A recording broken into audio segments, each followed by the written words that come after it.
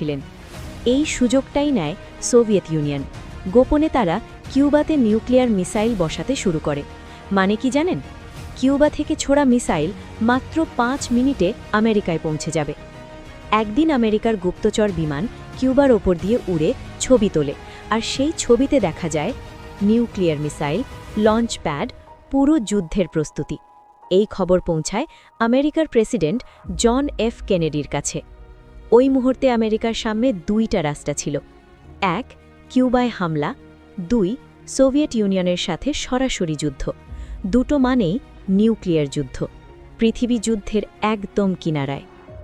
America কিউবাকে 4 দিক থেকে ঘিরে ফেলে। সোভিয়েত যুদ্ধজাহাজ সামনে এগোতে থাকে। দুপক্ষের সেনা launch ready, finger on trigger.